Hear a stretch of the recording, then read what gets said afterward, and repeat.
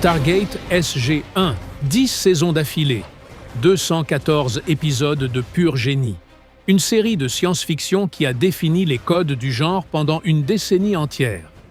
Et pourtant, en 2025, plus personne n'en parle. Comme si cette perle avait été engloutie par le temps à l'arrivée des plateformes de streaming.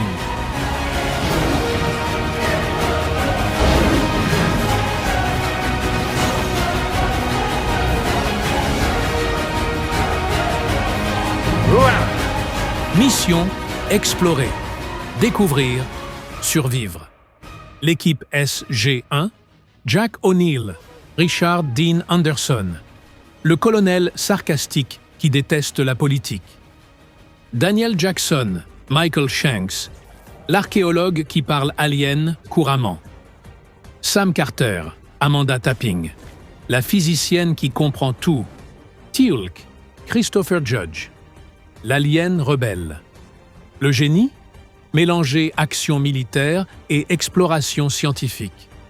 Chaque saison apporte son lot de révélations. L'univers s'étoffe, se complexifie, devient immense.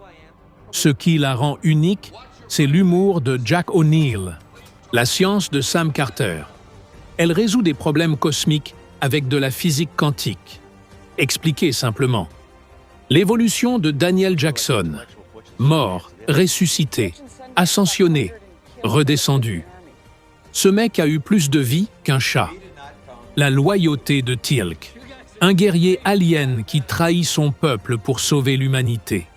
Son arc narratif, sur 10 saisons, du pur génie.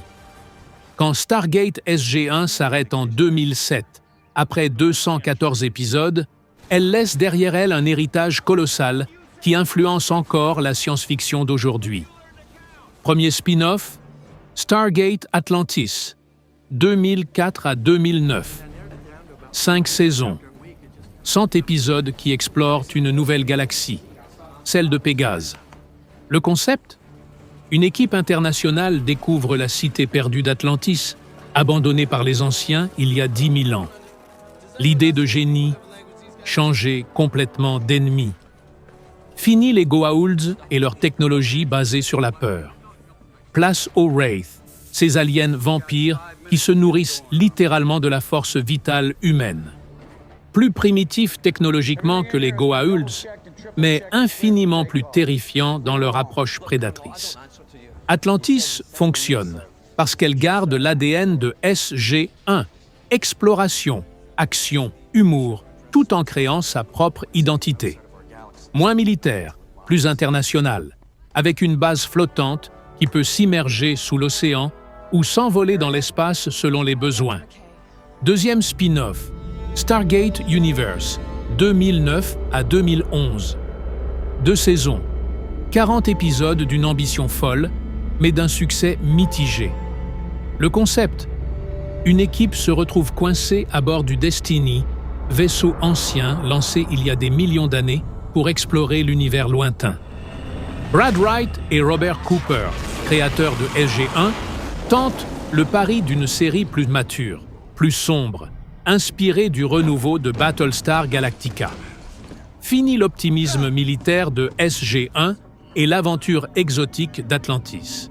Universe explore la survie psychologique d'une équipe bloquée à des milliards d'années-lumière de la Terre, sans espoir de retour immédiat. Universe divise les fans. Certains adorent cette approche plus psychologique, plus adulte, ces personnages imparfaits qui s'affrontent autant qu'ils collaborent. D'autres regrettent l'optimisme et l'esprit d'équipe qui faisait le charme de SG-1. La série s'arrête brutalement après 2 saisons, sur un cliffhanger cruel qui laisse l'équipe en stase pour un voyage de plusieurs années. Frustration totale pour les fans qui ne connaîtront jamais la fin de cette histoire.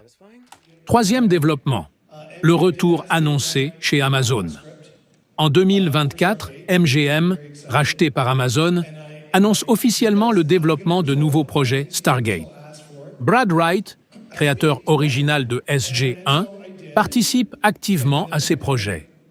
Plusieurs séries sont envisagées, dont potentiellement un revival direct de SG-1 avec les acteurs originaux. L'enjeu ? Relancer une franchise qui reste populaire 17 ans après la fin de SG1, mais en l'adaptant au code narratif et de production actuel. Amazon a les moyens financiers et techniques pour créer un Stargate à la hauteur des attentes modernes, avec des effets visuels enfin dignes de l'univers imaginé par les scénaristes.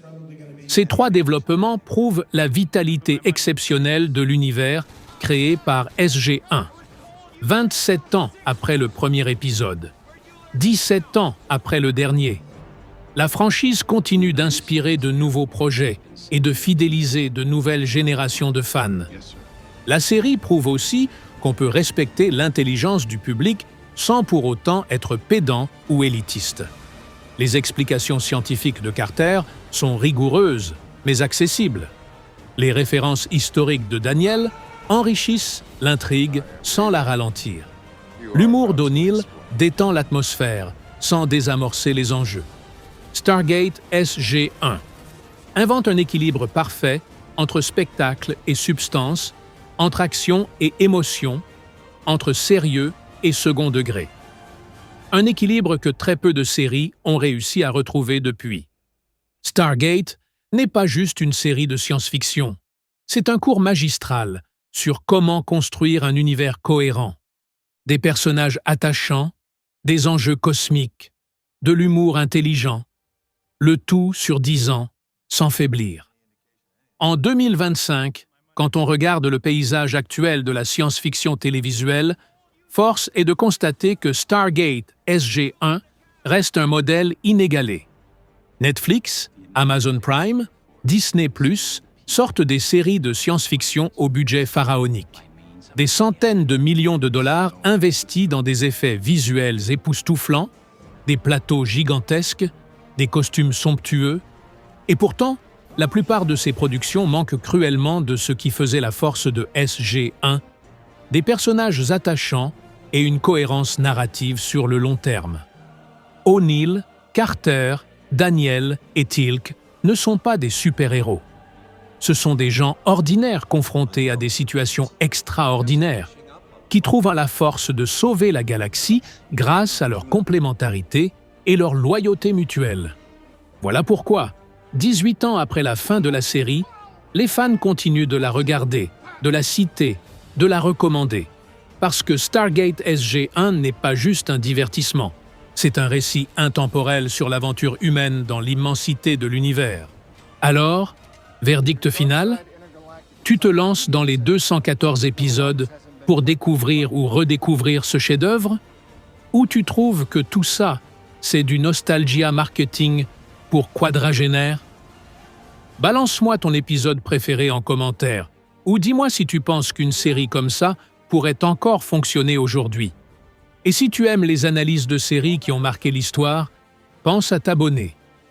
Sur cette chaîne, on prend le temps de redécouvrir les pépites oubliées, d'analyser les classiques intemporels et de comprendre pourquoi certaines œuvres traversent les décennies sans prendre une ride.